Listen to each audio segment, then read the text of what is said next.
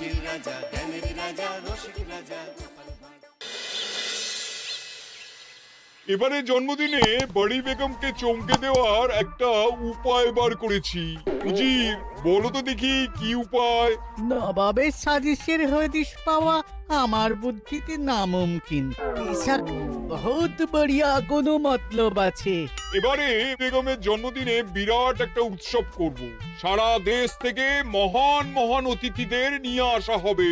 দুনিয়ার সেরা সেরা খাবার, সেরা সেরা গাইয়ে, সেরা সেরা বাজিয়ে, সেরা সেরা নাচিয়ে রাতকে দিন করে দেবে এমন রোশনাই। রেস্ট নাই। কি বললে? বহুত বড়িয়া আপনার সোচ, লেকিন মাফ করবেন হুজুর, রাজকোষের অবস্থা খুবই খারাপ। উৎসব করার মতো তো রেস্ট নাই জাহাপানা। কোনো কথা শুনতে চাই না। আমি হলাম গিয়ে বাংলার নবাব। আমি আনন্দ হই হুল্লোড় করবো না তো কে আর করবে? একদম ঠিক জাহাপানা, কিন্তু কর বসিয়ে টাকা তোলো। সব কিছুতেই কর বসানো আছে জাহাপানা। হাসি কান্না ছাড়া আর কোনো কিছুতেই কর বসানো যে বাকি নেই। তার ওপরেই কর বসাও। হাসি কান্নার ওপর কর? না, শীতকাল আসছে, বসাও বসাও কর হাঁচির ওপর। হ্যাঁ, হাতির ওপর কর? বসাও। ওরকম মুখ করে আছো কেন? যদি না পারো তো বলে দাও, আমি অন্য উজির নিয়োগ করব।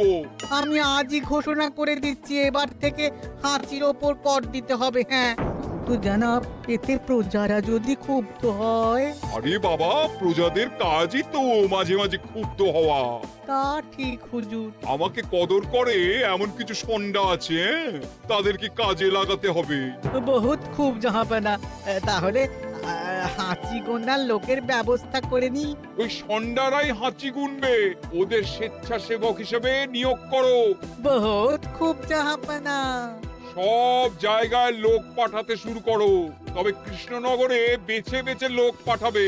আর মনে রেখো, ওখানে গোপাল আছে।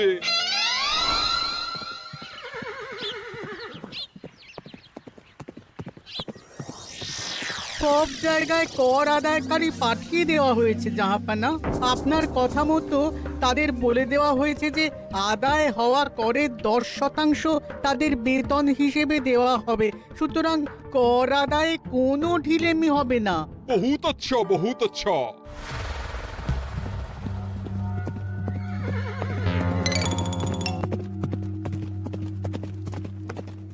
হ্যাঁ, তুমি ঠিক পড়েছো তো মন্ত্রী? হাঁচির উপরে কর? বলেন তো, আর একবার পড়ছি মহারাজ। আসলে এটা নবাবই মশকরা। আমাদের নবাব যে খুবই রসিক মানুষ তা তো আমরা দেখেছি। বারবার কৃষ্ণনগরের সঙ্গে রসিকতা করতে গিয়ে হাঁড়ি ফেটে রস একেবারে মাখামাখি হয়েছে, আর সারা গায়ে পিঁপড়ে ধরেছে। মস্করা নয়, একদম সত্যি কথা। হাঁচির উপরে কর বসানো হয়েছে, আর আমরা হলাম নবাবের খাস হাঁচি গোনার দল। আমরা এই কৃষ্ণনগরে থিতু হয়ে বসলাম বটে। এবারে হাঁচি গুনবো আর মোহর আদায় করব। গোপাল, তুমি কি বলো? সর্দার, তোমাদের এখানে আসা একেবারেই লোকসান হয়েছে। কেন মশাই? আচ্ছা, আপনি গোপাল? না না, আপনার কোনো কথাই শুনবো না। আমাদের বই বই করে বলে দেওয়া হয়েছে, গোপাল হইতে সাবধান। সর্দার, আমি তোমাকে সাবধান হতেই বলছিলাম।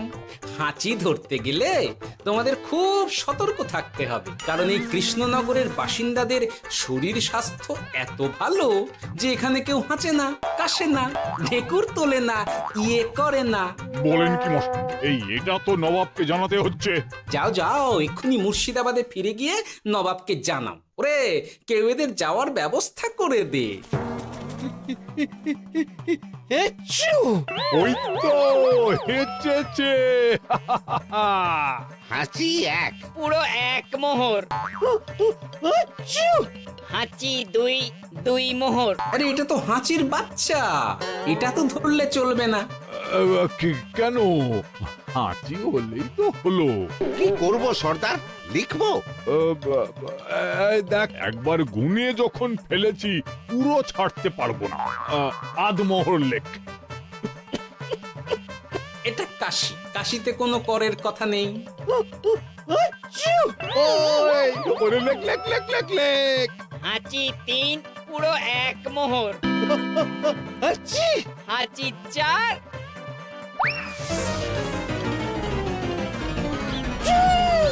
হাঁচি 5, লেখো। হাঁচি 6,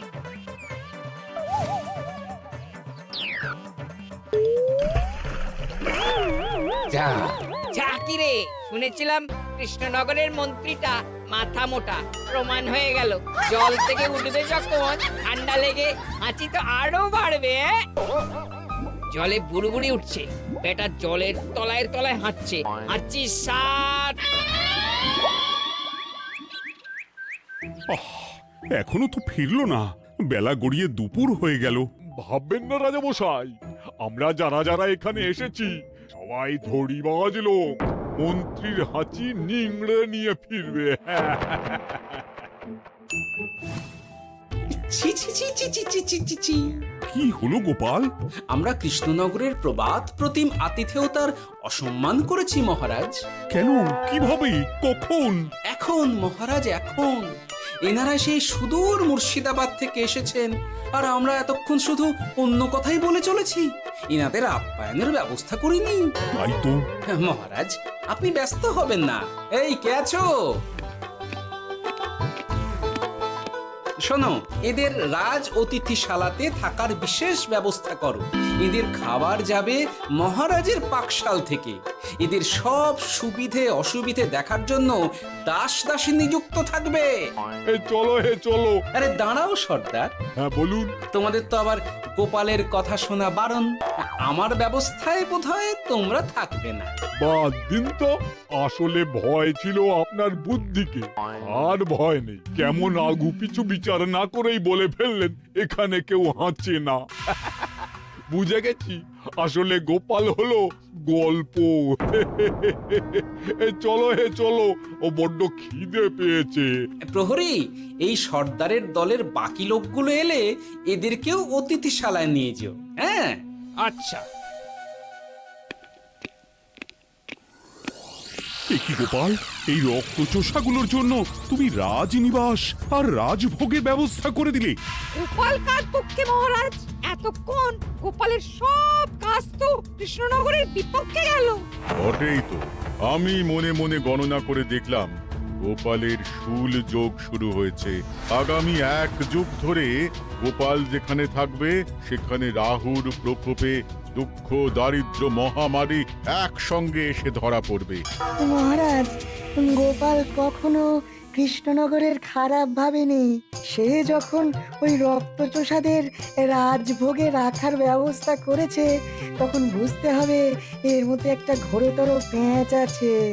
গোপালই তাহলে বলুক কি পেঁচ। মহারাজ, মানুষ বিলাসের সুযোগ পেলে কাজ ভুলে বিলাসেই ডুবে থাকে। কত সম্রাট মহাসম্রাট বিলাসিতায় ডুবে কত সাম্রাজ্য মহাসাম্রাজ্য ভেঙে টুকরো করেছে। এরা তো নবাবের পাঠানো কিছু মূর্খ বালক মাত্র মহারাজ। এদের রাজভোগে ডুবিয়ে দিলে হাঁচির কথা কি এদের মনে থাকবে?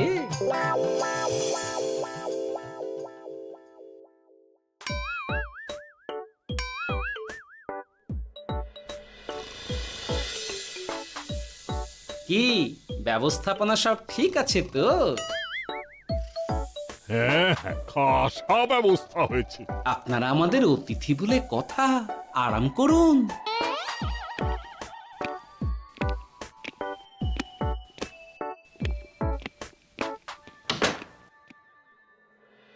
বিজ্ঞানী, তোমার এই দুমুখ আয়না আবিষ্কার তোমার জীবনের সেরা কাজ। একদিক দিয়ে আয়না, অন্য দিক দিয়ে কাঁচ। কেউ জানতেই পারবে না যে তার উপর নজর রাখা হচ্ছে। অনবদ্য অনবদ্য। মহারাজের জয় হোক। কিন্তু মহারাজ, এই কৃতিত্বের মূল ভাগীদার আমাদের মন্ত্রী। তাই নাকি? হ্যাঁ মহারাজ, মন্ত্রীর দুমুখ কাজকর্ম দেখেই দুমুখ আয়নার কথা আমার মাথায় আসে। মুখ সামলে কথা বলো বিজ্ঞানী। ওরা শুনতে পাচ্ছে। যা চেঁচালেন 20 ইঞ্চির দেওয়াল ভেদ করে ওদিকে চলে যাবে কথা। এই কে যেন কাকে মুখ সামলে কথা বলতে বললো?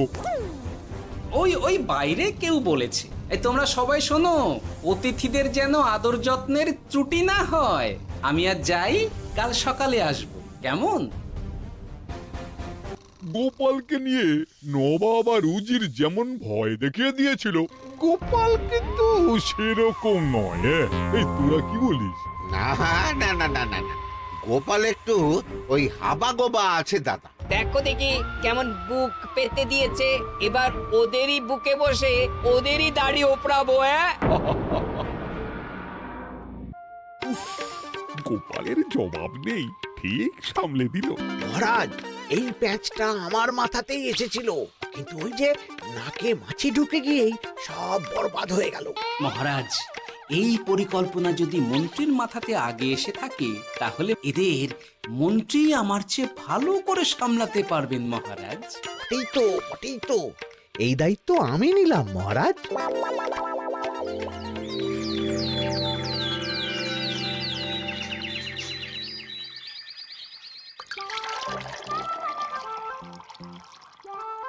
আহা, সকালে ঘুম থেকে উঠে এই রকম বেলের পানা যেন স্বর্গের অমৃত।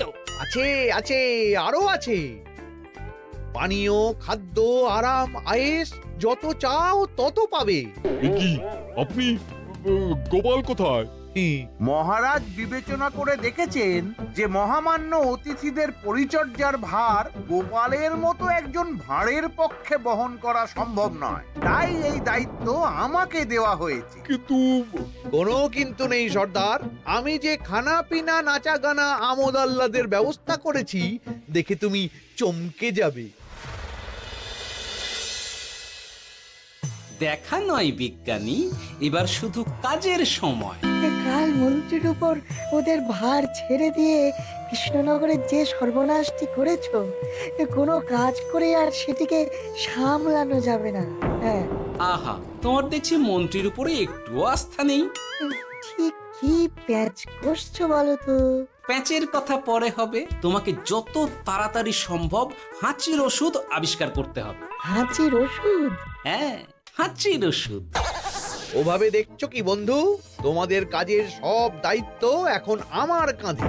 তোমরা আমোদ করবে আর আমি কর আদায় করে তোমার হাতে এনে তুলে দেব। সর্দার, এর মধ্যে একটা চাল আছে মনে হচ্ছে। কি আর আমি বুঝিনি। এখন কি করবে? বিশ্বাস করে আদায় উসুলের ভার এর উপরে ছেড়ে দেবে? পাগল নাকি?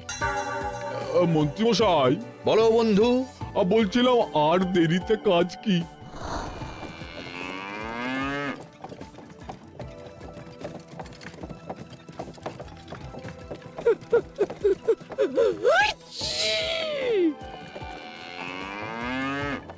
মন্ত্রী, লেখো হাঁচি এক। ওহে, তোমার নাম কি? মন্ত্রেশ্বর হুজুরি আগে। লিখুন মন্ত্রী মশাই, নাম লিখুন। ওহে মন্তেশ্বর, হাঁচি কর, এক মোহর ছাড়ো দেখিনি। হাঁচি দুই। আরে যাও, দৌড়ে গিয়ে দু মোহর আদায় করে আনো। ওরে, তোরা সব কৃষ্ণনগরের কোণে কোণে ছড়িয়ে পড় দেখি, একটা হাঁচিও যেন বাদ না পড়ে। হ্যাঁ,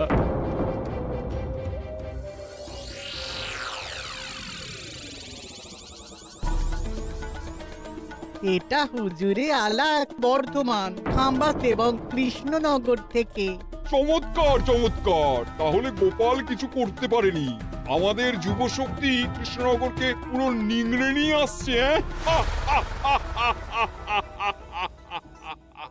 মহারাজ কৃষ্ণচন্দ্রের একটা আবেদন আছে জানাব।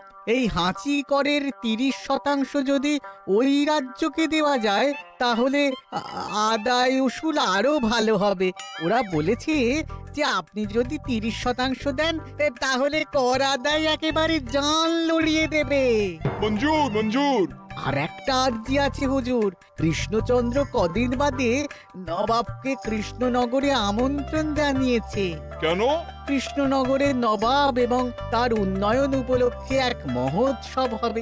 সেই সঙ্গে শহরে থাকা ইংরেজদের কাছেও নবাবের সৈন্য বলের এবং নবাব ও কৃষ্ণনগরের মধ্যে পারস্পরিক ভ্রাতৃত্বের সম্পর্কের বার্তাও পৌঁছে দেয়া যাবে। নবাবের অধীনস্থ রাজারা নবাবের শত্রু, এই রকম একটা ধারণা থেকে ইংরেজরা ইদানিং বেপরোয়া হয়ে উঠেছে, তাতে লাগাম উঠবে। বহুত খুব, মঞ্জুর মঞ্জুর মঞ্জুর।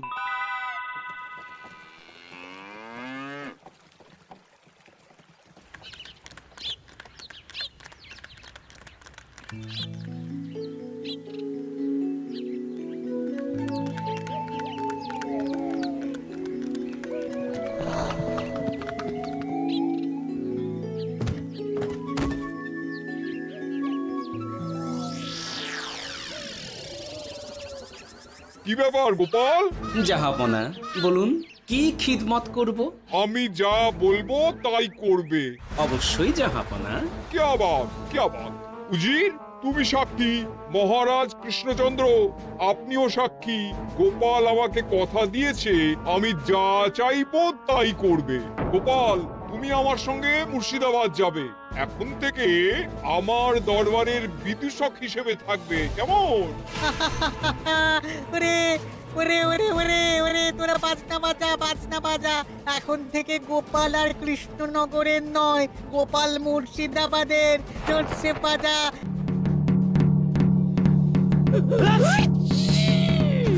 কি হলো? হুজুর, মনে হচ্ছে আপনার সৈন্যদল হাঁটছে। হ্যাঁ?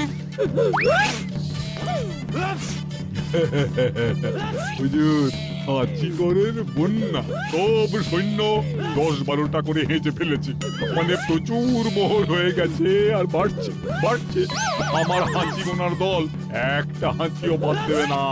মোহর রাখার জন্য নতুন পোশাকখানা বানাতে হবে হুজুর। সর্দার, আমাদের হাঁচিগুলো কি খুলবো? হ্যাঁ, নিশ্চয়ই। একটা হাঁচিও যেন বাদ না পড়ে। চলুন হুজুর, আমরা এখানে দাঁড়িয়ে থেকে আর কি করব? ওরা হাঁচুক আর হাঁচি গুনুক। চলুন নবাব বাহাদুর, আপনার জন্য কৃষ্ণনগরের রাজাতীর্থ অপেক্ষা করছে। হুজুর, আমার মনে হয় আমাদের কৃষ্ণনগরে এখন আর দেরি করা উচিত হবে না। আমরা সোজা শহরের দিকে রওনা হয়ে যাই। শহরের ইংরেজদের শিক্ষা দিয়ে ফেরার পথে আমরা কৃষ্ণনগরের আতিথ্য গ্রহণ করব। সে কি মহারাজ, নবাবের মতো কর্তব্যপরায়ণ ইনসানকে তার কর্তব্য পালনে বাধা দেবেন না। আমরা ওনার শহর থেকে ফেরার অপেক্ষায় থাকব। ঠিক আমার এক্ষুনি শহরে যাওয়ার দরকার। ইংরেজরা সব নিয়ম কানুন ভেঙে চুরে যা ইচ্ছে তাই করতে আরম্ভ করেছে। উচিত সৈন্যদের ডাক দাও, চলো রওনা হই। কিন্তু জাহাপনা, আপনার সৈন্যদের থেকে পাওনা মোহরগুলো এতক্ষণে যা হেঁচেছে, লাখখানেক মোহর তো হয়েই গেছে। ওটা আমরা নিজেদের মধ্যে বুঝে নেব। কিন্তু ওই করের 30% যে কৃষ্ণনগরের পাওনা। পেয়ে যাবে। শহর থেকে ফিরি। আরেকটা কথা, হাঁচি কর ব্যবস্থা এখন থেকে উঠে গেল।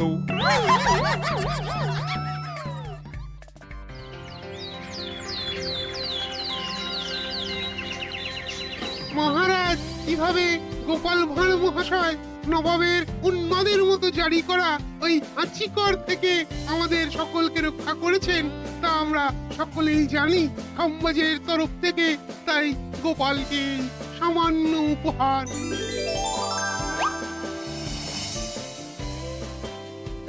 ওহ গোপাল, সত্যি তোমার জবাব নেই। কিছুই হতো না যদি না বিজ্ঞানী ওই হাঁচি চূর্ণ আবিষ্কার করত। এই উপহারের অর্ধেক কিন্তু বিজ্ঞানী। সবই তো বুঝলাম, নবাবকে সৈন্য সহ নিমন্ত্রণ থেকে সৈন্যদলকে হাঁচি চূর্ণ মাখানো চাঁদোয়ার তলায় ঢোকানো পর্যন্ত। কিন্তু চাঁদোয়া থেকে হাঁচি চূর্ণ ঝরে পড়লো কি করে, সেটাই তো বুঝলাম না। এটা তুমি বলো বিজ্ঞানী। শব্দের বাতাসে কম্পন তৈরি হয়। গোপালের হাততালিতে আমার ঘরের শাড়ি থেকে হাঁচির চূর্ণ ঝরে পড়েছিল। এখানে চাঁদোয়া থেকে ঝরে পড়েছিল বাজনার শব্দে। কি ব্যাপার বিজ্ঞানী, তুমি এখন ছেলে খেলা করছো? হাঁচির ওষুধ হয়ে গেছে। হয়ে গেছে? মূল উপাদান তামাক, গোলমরিচ আর আলকুশির গুঁড়ো। কাজ হবে? হাততালি দাও।